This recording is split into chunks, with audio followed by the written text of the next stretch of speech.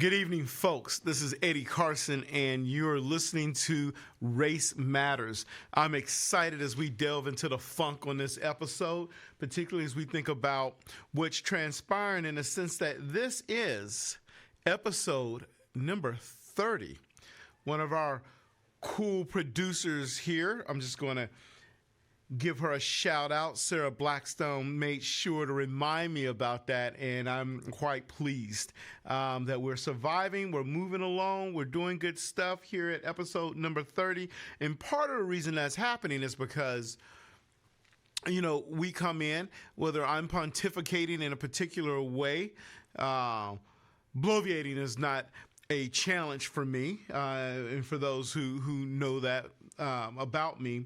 But part of the thing that works too is we get some great folks on this show, people who can really delve in and talk about elements of society, culture, politics, race, queerness, anti-racism, and that's what makes this work.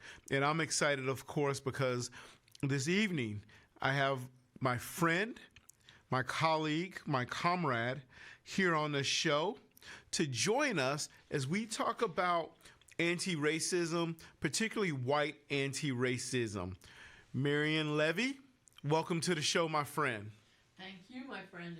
It's my honor to be here on this 30th show. Thank you so much. Absolutely. And it's great to be here because there's so much to talk about.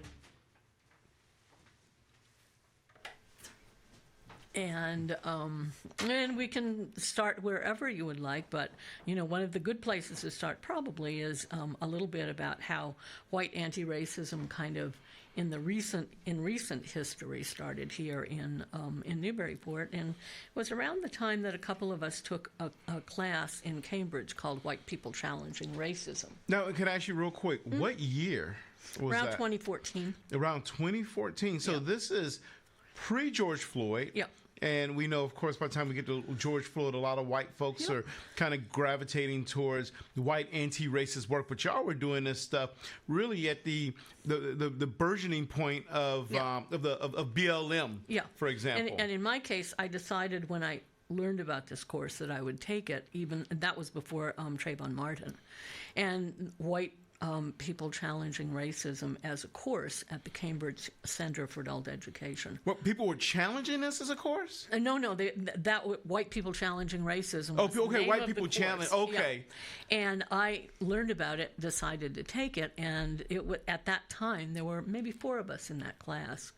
And then I took it again, and a friend of mine from here in Newburyport, who then became a part of the founding group that started Anti-Racism Affinity Group, because I have been involved going back. And the reason that I did that is I learned about the course, and it was about the time that I was getting ready to be probably as close to retired, so that lets you know my age, as I'm ever going to be, and wanting to go back to many of the things I'd been involved with in the 1960s.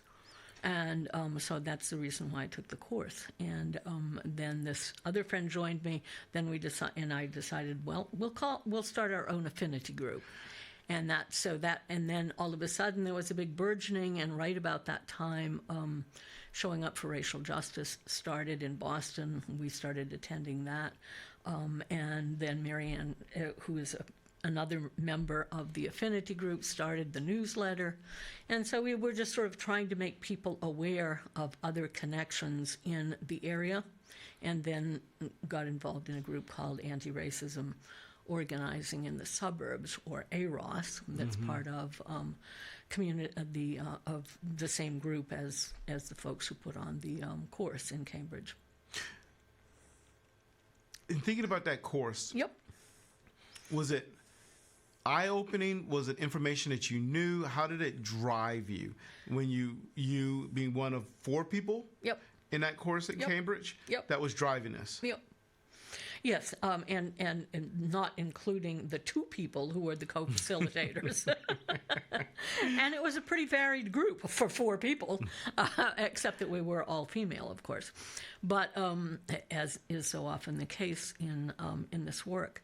And it wasn't that it opened my eyes in terms of letting me know about lots of things I didn't know about, but it gave me a good way of organizing the information so that I could then come back to Newburyport and then through the adult education program put on the same course here for people who really don't have any experience with it at all. And to do some role playing, because everybody gets concerned about, oh, everybody in my family hates me now, and arguing all the time and stuff like that, and ways of sort of keeping the conversation going without feeling that you have to just be quiet all the time, even if you disagree with the ideas that are being discussed.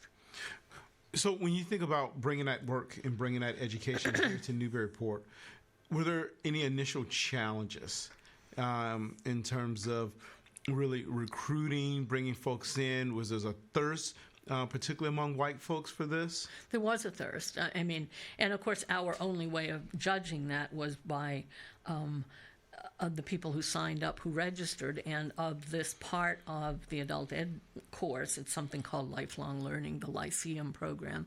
It was right from the very beginning. The numbers of people that we wanted were being exceeded in the beginning. And then it would sort of dwindle, and then something would happen, in whether it's Trayvon Martin or George Floyd or whatever, and then there would start being more interest again. But I do think that it's safe to say that there was a real thirst for it, yes.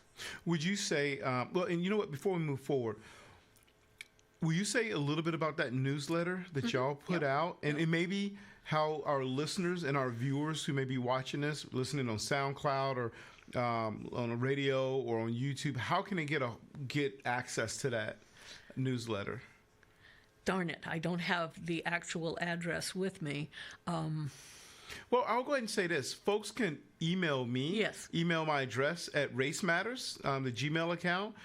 They can reach out to the studio, and I'll make sure that information is disseminated if they're interested in receiving that literature. Yeah, and they can do the same with me. I'm Marian.Levy, Levy, @rounder.com, and then we can add you to the list and forward the current issue. We put them out once a month. I got to be honest, I don't know how I came across the newsletter, but someone said, you need to be reading this if you're not reading this. And, I quickly signed up, and it was popping in, right? And I just got the most recent issue, I guess, last week, I believe, that came out.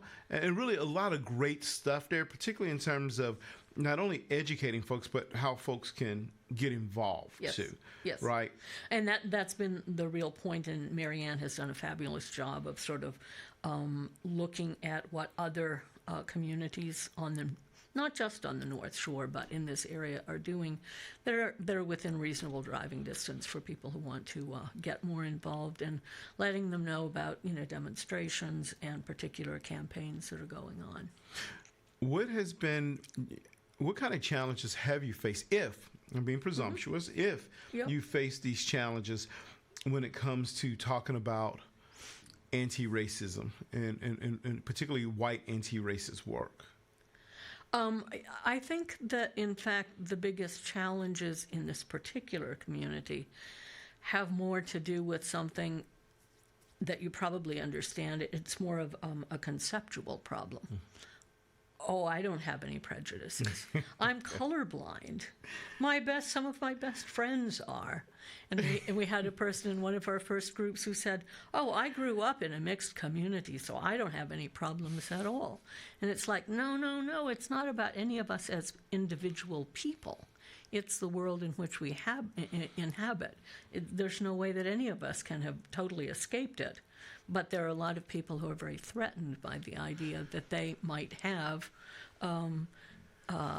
parts of themselves that should be challenged. And I think we all have that, and that's to me what one of the most important things is, not only just educating people about the Black radical tradition and, frankly, the fact that there is a radical political tradition in this country, but also the fact that nobody escapes it, and that consciousness raising involves challenging yourself.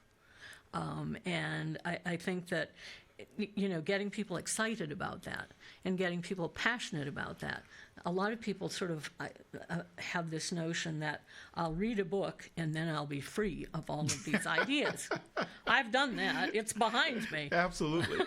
I've done the work.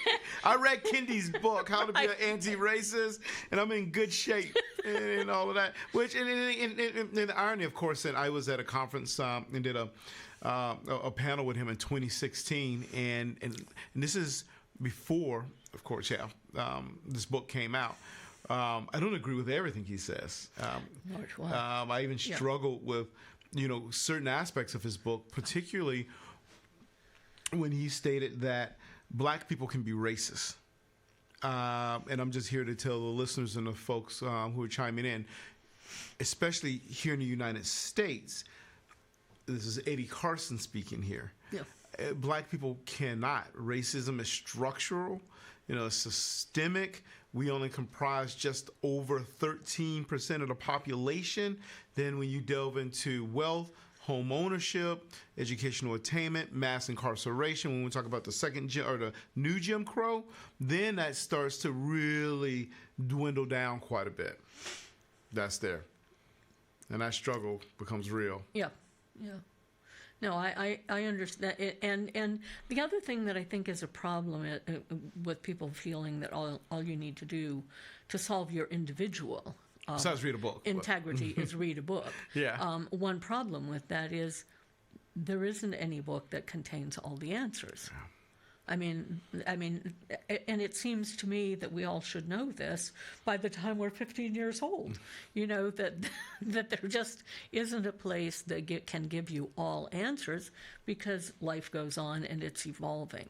And so therefore you have to sort of, ask those same questions over and over again. And the other thing, in addition to white people challenging racism, we also led courses in the working class in the United States, and talking about some of the Marxist approaches to the working class and some of the other more complicated ways of looking at it, as opposed to, the white working class, they're all racist, and they've left out the black people forever, and stuff like that, as opposed to the beginnings of the union movement are very different from the kind of corporate union movement, union organizations that we have today. And we also did, which I think was a really important one, black radical feminisms, and we really insisted upon feminisms. And I think that's the important thing, is no one person defines everything. Though that S is very important. Well, it's interesting you point that out, because, I'm sure you've heard that in the state of Florida, we were talking about Ron DeSantis a bit earlier, and his goal to destroy anything non-white in the state of Florida, particularly his war with the College Board and their AP African American Studies course. And one of the things they're looking to remove is that notion of black feminisms, right? Yep, right. Essentially take it right out, because it doesn't mean anything. Yep. And why should it mean anything to him? I think he's a white Italian guy. Yeah.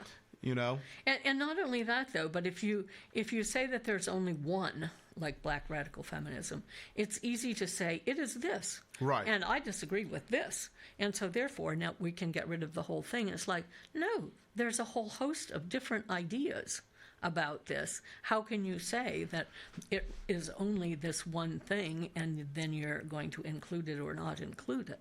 It's easier to do that, to dismiss things, if you make it monolithic. Right. So do you think... Easier to fight things. Do you think some folks, though, when we talk about, past conditions, and we go back to the struggles of the civil rights movement in the 60s, and even before the 60s, right? You're talking about Marxism. We're talking about this interracial organizing and gathering among, and again, folks, I realize we're talking about the binary, black and white, and the world's doesn't exist racially in the binary.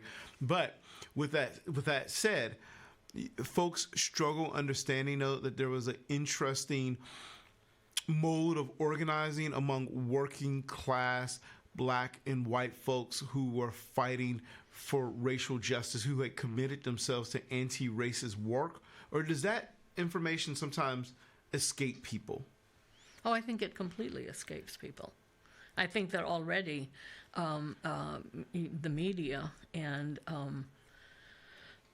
has made it appear that everything, if someone's white working class from Staten Island, they're a racist, and if they're a black person, they really, this is your enemy. And that may or may not be the case in terms of the individual, who knows? But no, that whole history of the labor movement, I think, is largely unknown in this country now. Well, I mean, It's not taught in schools. Well, no, Yep. not at all. Yep. I taught a course on race, class, and gender, and we delved in a lot in terms of thinking about the struggles within labor, and those struggles within labor for racial justice, thinking about anti-racism work, but even sometimes, I'm just going to go ahead and say this too, even the levels where racism existed among white working class folks. And we saw that recently, the 2016 election illustrated. And we continue to see this struggle because, the best thing capitalism has been able to do in order to push back against anti-racism is to tell working class white folks that people who look like me are the problem and I'm a threat to your livelihood. Right? Then you get that in your mind, then it becomes difficult for us to champion that commonality and that cause moving forward. Yeah, I mean, no question. And I think that, again, it works to whose benefit, obviously, the people at the top, to make sure that people are as divided as possible. And I think that's one of the challenges for not just the anti-racist movement, but the left in general, is to find ways of commonality, even if we are in separate, in our own separate groups, in our own separate movements. We need to do that. I mean, and there's a lot of precedents for that. My friend, let me tell you, we would have to have another whole episode, another show to talk about the problems on the left. Yes. Because I've been quite vocal about those issues too, and how, we've just kind of worked against each other in terms of achieving some of those actions. Yeah, I want to go back to. But before we leave the labor movement for a second, one of the things I wanted to mention is there's so much great new history being published. Like, for example, you probably know of the Wobblies, the industrial workers of the world. Very, very well. I was a member of the IWW. I was a member of the IWW. And they show up at Cambridge. Bread. Well, and some of them, number of them, they show up at Bread and Roses. Yep. Over in Lawrence every year. As well they should. And one of the leaders of the Wobblies was a black organizer, in fact, who was quite well known. And just in the past year, there's been a whole book about him. Do you remember the title of that book? I don't, but I can find it. Yep, that's fine. Yep. I'm gonna chase you down, and I'm gonna ask you about It's easy that. to find. It's either PM Press or AK Press that published it, and I have a copy. Okay. Oh, that sounds great. And and probably what's that other press that published a lot of great stuff on this topic? Haymarket. Yeah, Haymarket. Yeah, it wasn't Haymarket. It was one of the other two that are more sort of anarchist leaning. Yeah, okay. All right. No, you piqued my interest right there. So, folks, if you're chiming in, you're listening to Race Matters here at Joppa Radio 96.3. I am here with my friend Marian Levy, and we're delving into anti-racism and white anti-racism and the struggles that exist as we kind of delve into this kind of work and these conversations too. I want to go back again to a point that you brought up dealing with black feminism and really making it plural, right, in the struggle. Oftentimes people think about anti-racism, they think about it only in terms of just a racial element. And everything, race is the most ubiquitous thing. It is there front and center. It exists, right? But yet, have you found sometimes that white folks struggle with queer identity? When it comes to in radical feminism, feminisms, if we're going to do that, particularly in terms of how those things intersect with race. Like, that's just, wow, I just want to be a good person. I want to, get to know black people better. But understanding that blackness, one of the reasons why radical black folks like myself, we capitalize that being black because of the complexity and the perplexity that exists. It is nuanced. And have you run into that and trying to define that, like to delve into white anti-racism, where you've got to understand the queer aspect of the feminist aspect of it? Yes, and I think that's again, in terms of white anti-racist organizing in the suburbs, it's particularly something that people are, I won't say consciously resistant to, but unconsciously resistant to. And partly I think they kind of want everything to be as middle class and homogenized in appearance as possible. And this applies to class, so therefore it definitely applies to queerness. It applies to younger radicals and their way of appearing in the world. It's like, why did they have to do that? You know, why did they have to be so obviously? You know, and so I think that that's a part of it, wanting things to fit into a middle class, homogenized American paradigm. And I think that's one of the things that James Baldwin understood very early. Yes. Is the paucity of middle class suburban culture.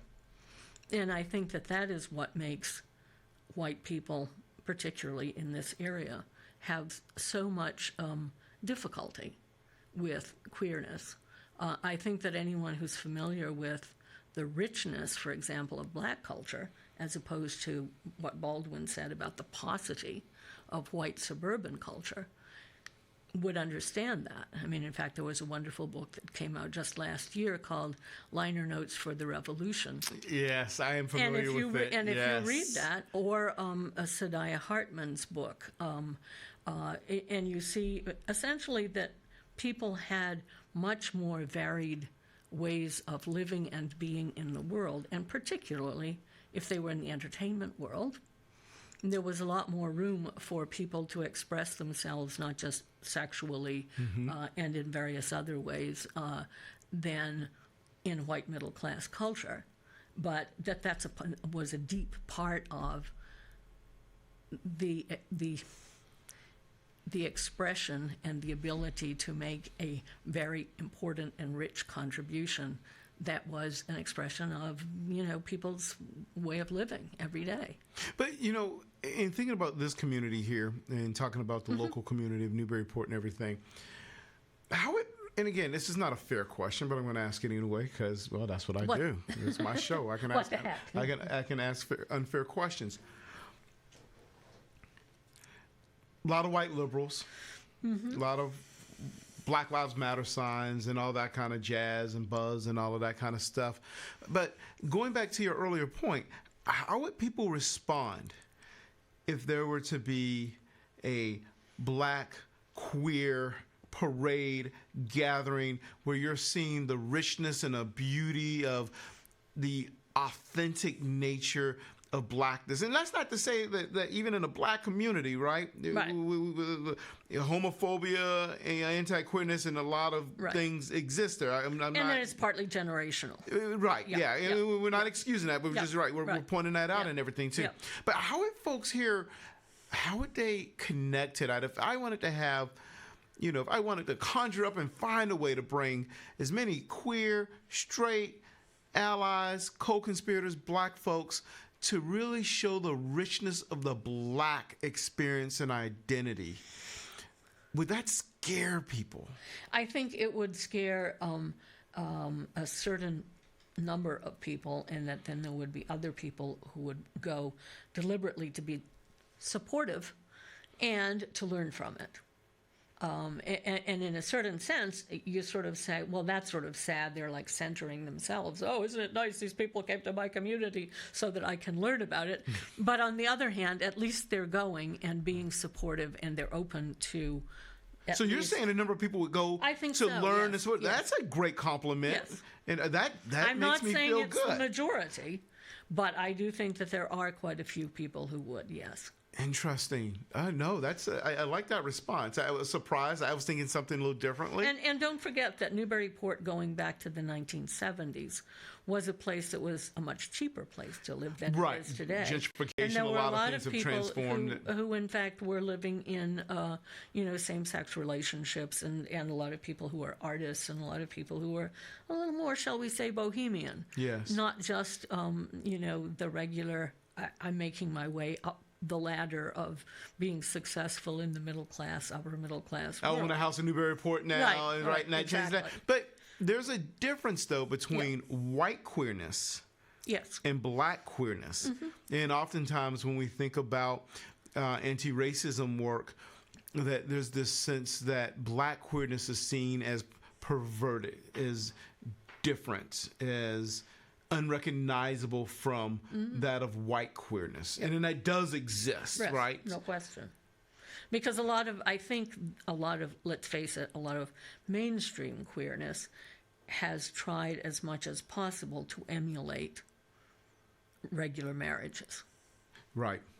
And so therefore it's a very different thing. It's not at all the kind of thing that we were talking about. You're good. You're good. You're good. So as we sit here and as we kind of ponder, and we got a phone call here. Is that Michelle Obama calling me again? I mean, I tell you what, I tell that sister all the time that Barack gonna start asking questions. That happens to me a few times. And I always told gotta her break she'd out. have to come back later. You have to come back later? Okay, and I hope she will. And that explains why she hadn't returned any of my texts lately or anything like that. You know, I want to pick on you just for a little bit, if that's okay. Yep. You mentioned Because I tend to be pessimistically optimistic, but optimistically pessimistic. So pessimist at the same no, time. you know, it's interesting. We have a lot in common. I always remind folks that I'm not an optimist. I was optimistic when I was in high school. Yeah, when me I too. believe by this point and by my age as a middle-aged man that we would have essentially put capitalism in check by this point. I really thought by this point in my life that racism would be a thing of the past. All right, and a lot of the conversations we're having now makes it feels like, we made a couple steps forward, but boy, we've taken a lot of steps backwards and everything. So, in thinking about you and your journey towards anti-racism, I like asking white folks this question. It's a hard question. Do you remember your first racist thought, your first racist action, or your first observation of racism? I mean, you can answer that in any kind of way you would like. Yeah, no, I remember because I grew up in a completely white community, rural, poor, down East Maine, and I don't think, given the fact that it was completely homogeneous Protestant white, even Catholics and Jews we didn't see except in the summertime. Classic WASP community. Exactly. And but I did at some point, like probably around 5th or 6th grade, hear someone use the word Negro.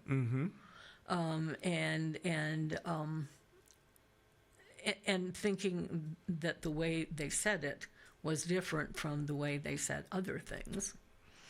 But actually, And they said it in a derogatory sense. yeah, Yeah. like kind of dismissively. Yes. But at the same time, probably the most racist experience that I can remember was Native Americans. There were 2 reservations in my county, and they used to rake blueberries with us in the summertime. That was how we made money for school and stuff like that. And they lived in horrible conditions in little shacks out on the blueberry barrens. And every Saturday night they'd come to this tiny little town center and somehow or another drink some beer. And I remember somebody saying, "Oh, let's go downtown and see the Indians jump off the bridge and see if they kill themselves." Wow. And I thought, holy cats, that's pretty mean. Horrifying, really.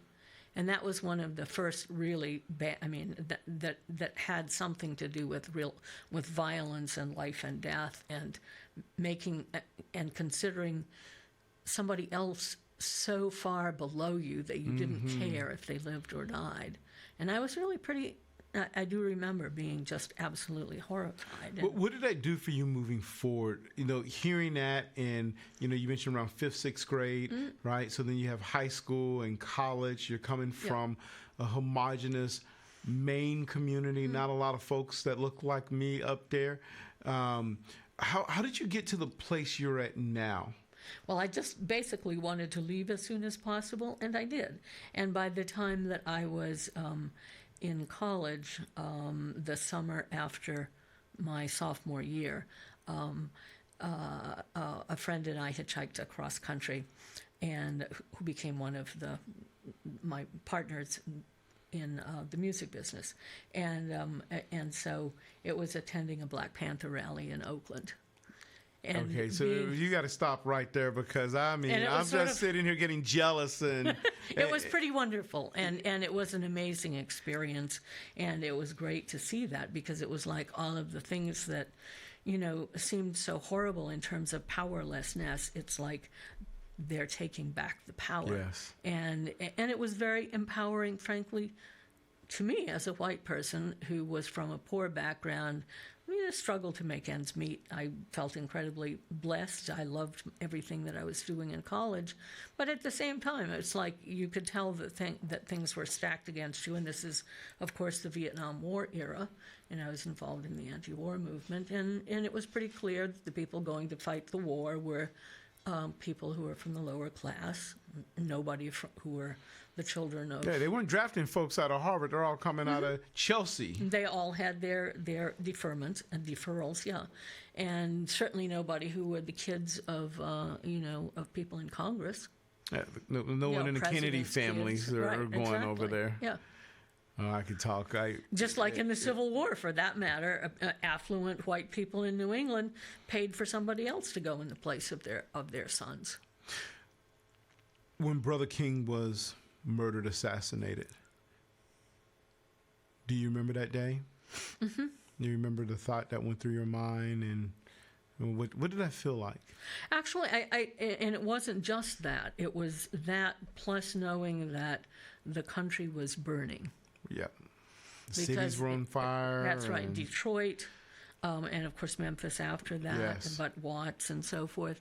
And thinking a change is going to come, like the great Sam Cooke song. Yes. Yeah. So, yes, it was tragic, but I didn't focus just on any more than I did with Kennedy's death or Robert Kennedy's death, on just the one person. Obviously, he's black, and that's a different thing from an elected white politician from mm-hmm. a rich family. But at the same time, I felt that it was part of a bigger movement. You know, a lot of white folks struggle with this idea of white privilege. This idea, when we think about privilege and power, for example, too, and based off just the notion of being white, there's an inherent sense of power that goes along with that. You mentioned growing up poor, mm-hmm. right? Growing up from a poor community in Maine, but yet you are, a champion for white anti-racism work, doing great white affinity work and everything too. But that says a lot to overcome this idea of, people telling you that you have power and privilege because you're white. I mean, how did you wrestle with that over the years? I think that poor people, truly poor people, don't really think of themselves as individually that important. I never thought of myself as individually that important. Fascinating. I consider that my voice is important. Yes. And I consider that the things I believe in and that I stand for and the work that I want to do is important. But no, I don't take that personally. Mm-hmm. I am another white person. And the fact is, I had a very poor but stable childhood, partly because land was incredibly cheap where I grew up, and there was land in the family. So my father and his two brothers built a house. It wasn't much more than a little shack, but at least it was a stable foundation. So your folks, mm-hmm. right? How about their work and their journey and thinking about these conversations and topics? Are y'all on the same page? No, my parents, in fact, disowned me when I was in college because of my beliefs. Sorry to hear about that, my friend. Yeah, it was a difficult time, and eventually they came around, and my father even apologized to me, and probably 3 years later, and said, "You know, Sissy, you were right about you were right about the Vietnam War." And I'm like, "Well, it's about goddamn time." They did, right? They heard you and everything too. Hey, Right. hey, how dare y'all protesting the United States? But it right, was really against this? it was really my mother. I'm the oldest of four, and she was afraid I would corrupt the minds of my younger brothers and sister.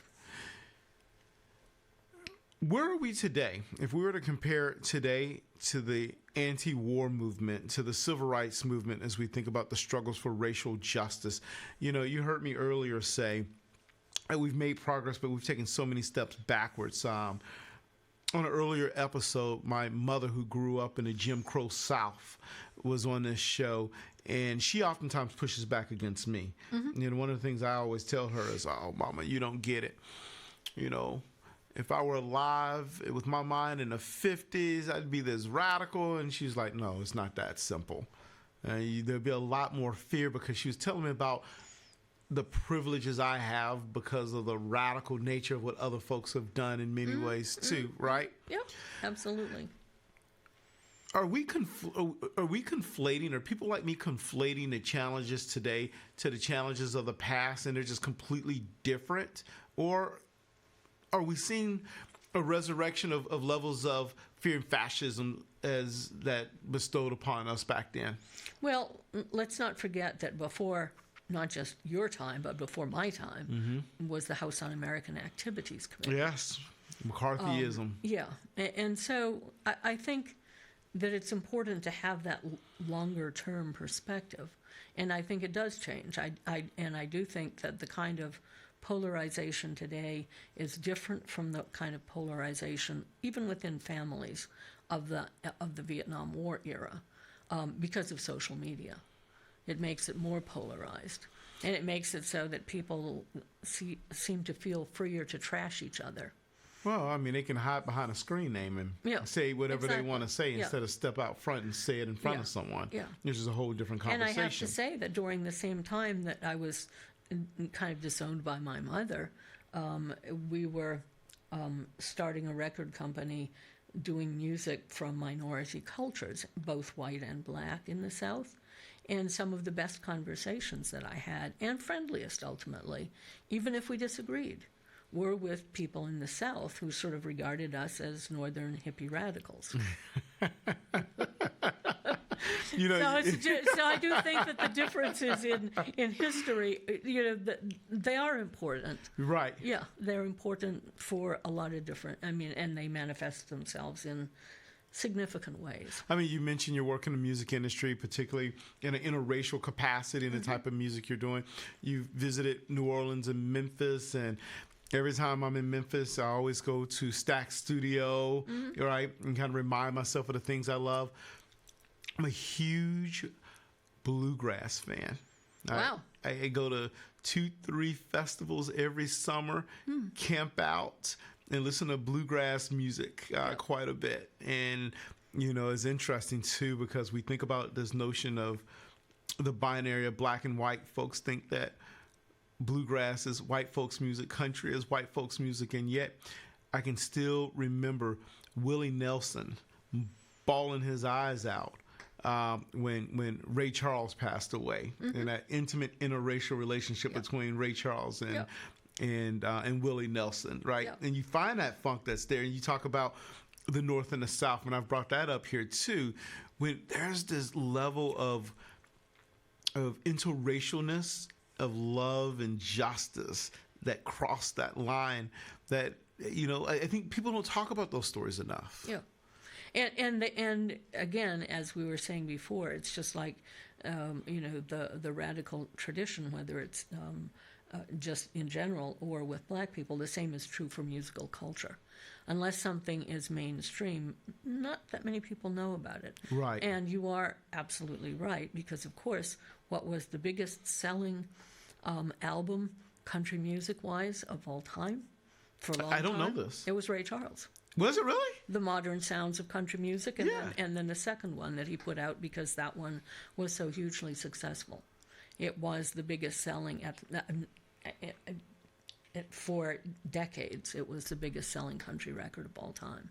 You know, I recently just got around to watching it, and I was blown away because I particularly wanted to watch this from a lens of how they would treat the racial issue. Did you see the most recent, I think it came out in 2022, movie Elvis? Mm-hmm.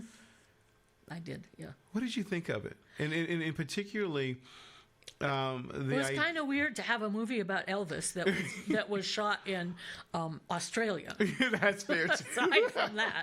Aside from that, I asked that because of the racial element. I mean, really, essentially, Elvis is about race. The movie's about race. It's about his struggles. Yep. But at the core of it, it's about black culture, the rootedness of blackness, and how blackness influenced him. And even before I knew a lot about Elvis, you know, I always remember Fight the Power by Public Enemy. You remember that? And it's off of their Fear of a Black Planet album. And I think it was Chuck D and Flavor Flav. There's this line in there that said, Elvis was a racist. Why do we do this and that? And I was like, really? And that caught me off guard. But I love your thoughts on that. It's complicated, and I won't spend too much time on the movie because I have even more complicated feelings about that, because I think that they kind of are making a point that isn't really true to the music and the culture. Mm-hmm. Because you're absolutely right. And once again, it's bigger than the individual. It's bigger than Elvis. It actually has to do with Sun Records. Right. No, absolutely. And Sun Records, no question, they made money from both Elvis and from black music, and arguably a lot of black music, but it wasn't separate from white music. And of course, as you may already know, as a Stax fan, the Stax house band was both white and black. Yes. And you can't miss it as soon as you walk in there, too. They remind you. Yeah. And, of course, Peter Guralnick's great book about sweet soul music makes that point time after time. But the other there's so much great work, just as we were talking about history and politics right now, in music that's going on, thanks to partly people like Rhiannon Giddens. Because you find out that not only, since you like bluegrass, that string band music was as popular in the black community as it was in the white community in terms of rural culture. Yeah, it's not a violin, folks. Right. When you think about that. And it's not a violin they're playing. and that banjos, we know, right, came from Africa. But even aside from that the fiddle was as much a black instrument as it was a white instrument. So there's an intermingling that has never been separated, just the way there was an intermingling of people having children. Right. And living together in different ways that was never... That's something a lot of people don't know about. Yeah. They're surprised to hear that. Even when I bring it up, they're like, they look at me suspicious, like, well, I need to Google and find out if they're correct. Well, Google all you want. Yeah. Right? Those things exist. I mean, you get to some communities in this country that are very interracial. You go to Appalachia, for example, right? You go down to the Delta of Mississippi and that Memphis area, right? Those those communities do exist. Yeah. Now, more so than people realize. Yeah.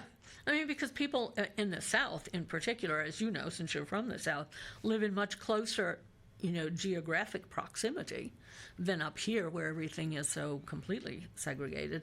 But, I mean, for example, that wonderful book, the novel, The Love Songs of W.E.B. Du Bois. Oh, Wonderful I haven't book. read it. And if you read the beginning, it's basically about the intermixing and the intermingling of Native American and black and white, poor white culture. Mm-hmm. And, and essentially, so the differences are recognized, but they're all living in such close proximity and in some cases having children and stuff like that, it's more complicated than people talking about segregation and so forth. Do you think imply. here we are. I don't know what year is it. 2023. I guess I got to remind myself.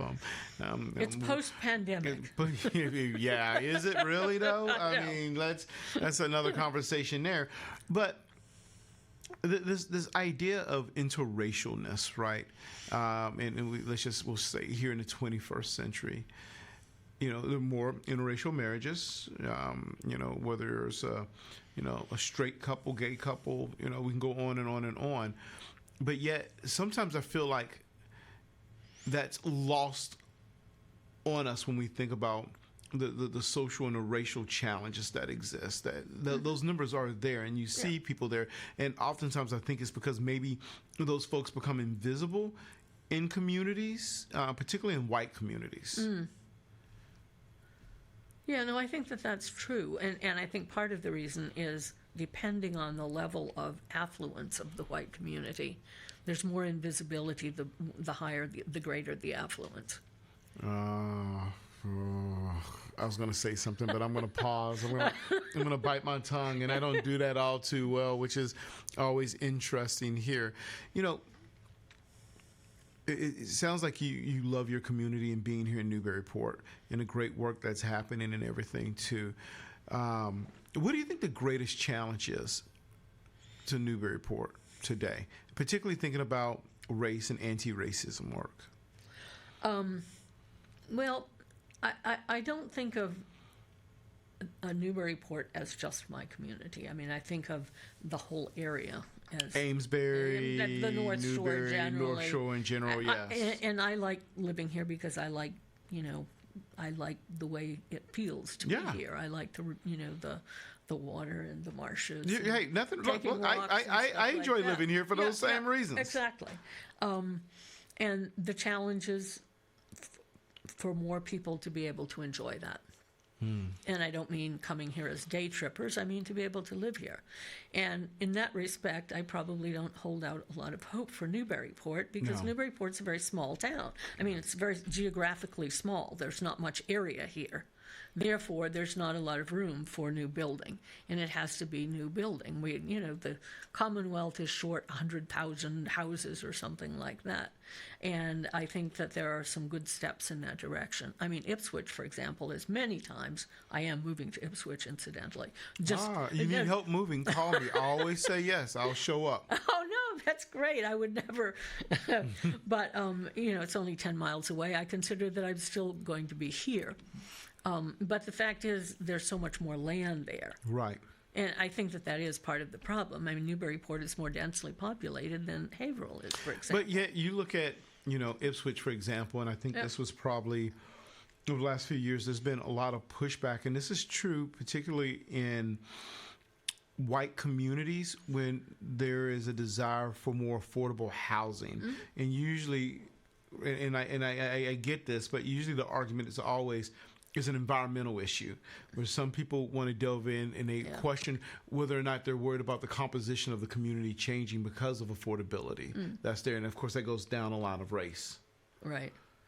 Yeah, it depends. That may not have been a fair point what I just said, but I'm just going to put it out there. No. I think that's a very fair point. I don't think I'd express it quite that strongly because I think that... I get that a lot from folks. Well, I do too. Okay, just it's on different subjects. Absolutely. But I actually don't think... I think that up here there's a lot of us... a lot more problem than people realize with the amount of land. Yeah. Because of the marsh, right. Environmental, a lot of that stuff. I mean, that Newburyport as a town... the town itself is only about whatever it is, I don't know, 4 square miles or something like that. I guess it's about 10 if you include the more outlying suburban areas. And that is a problem. I mean, because there's the river and there's the marshes, and so there's not... Don't forget about the ocean. Yeah, exactly.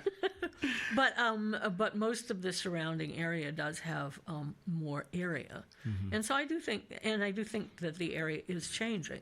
Now I see Ipswich as a little less gentrified than Newburyport because gentrification brings all of those problems that you were talking about and kind of makes people dig in their heels because everything's worth $1 million all of a sudden. Ipswich does seem to have a slightly younger population, and slightly more diverse, perhaps. And I think part of the reason is simply that there's more land, and therefore the housing costs are a little bit less. That may force more people to move up to New Hampshire, keep New Hampshire from being a swing state moving forward. I always tell my students. I think that's already happened. You've seen that in the last number of election cycles and everything too, where it's kind of maybe it's red, maybe it's blue, is it purple? No, people are leaving Massachusetts to go up there. Yeah, that's true. But it also means that, like right in this area, there's a little more land in Amesbury. Mm-hmm. And so there are people who are selling in Newburyport and going over to Amesbury. You know, my friend, as we get to the end of the show, here's a question, because you got a lot of Southern style and spirit being from Maine and everything, but I got to ask, could you ever see yourself, right? And I don't know if you noticed, and we've had we Northern hillbillies have a lot in common. Northern hillbillies. And I can say that because I am one. You can say that. I would resent it if other people did. It's, could you ever see yourself or imagine yourself living in the Deep South? I don't know if I ever shared this with you or not. I'm from Montgomery, Alabama. I lived down there my whole life, and large part of my life. And could you see yourself in Jackson, Mississippi, which is a predominantly black, but it's a Southern community, Montgomery, Alabama, or one of our favorite towns, Memphis, Tennessee? Mm-hmm. Well, I've spent a fair amount of time in both Memphis and in New Orleans. I mean, like weeks at a time when my son, until he started school. And I felt very at home there. Yes. A lot of the traditions, in fact, do remind me of the things that I like about New England, for that matter. So yes, and I think that there's a great deal more that Southern culture has in common with some of traditionally based New England culture. That's nice. Yeah, than in a lot of other parts of the country. And I think that one of the good things about the South is that they're very good about recognizing and valorizing Southern culture, the good sides of Southern culture, meaning the literature, the music, and so forth. And we're not so good about doing that up here. And we do have some. I mean, we have a lot of great Cape Breton fiddle music in New England, for example, and other kinds of music from Quebec. The folks who didn't go to southern Louisiana, to Cajun and Zydeco country. You should join us and go to a bluegrass concert over the summer time. Yeah. And we have a blast. We camp out, stay up all night, and listen to all kind of folks playing the banjo. As it's called, the parking lot picking. That's it. Yeah, absolutely. Exactly. A lot Some of fun. my fondest early memories back in the late 60s and early 70s were going to bluegrass festivals. And the first one was the Union Grove Old Time Fiddlers Convention in Union Grove, North Carolina. That sounds like a lot of fun. And it's very much in the same spirit that you're talking about. Oh. Yeah. Folks. So, yes, I would love to. We must do that. You're listening to Race Matters here at Joppa Radio 96.3. We're engaged in a great conversation about white anti-racism, but yet all the dimensions of race. The fact that my friend here and I, we were just engaged in this interracialness, illustrating the richness of what happens when we work to solve, right, as Du Bois said, as we address the color line issue that's been a continuity of the narrative for a long period of time. As we come to an end, and then may I say one last thing? Well, it's funny because I was going to. This is not even short, because I'm going to say what I like to do is I like to give my guests the last take, the last thought on the show. I had no idea. So you get the last thing. Go for it, my friend. And so my last words, short, very brief.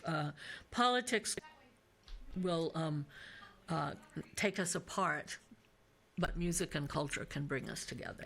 Music and culture, and I'm cheating. You get the last word, but that's buzzword for soul food, a lot of spices and good stuff right there. Absolutely. Oh, my friend. What we all need. This was wonderful.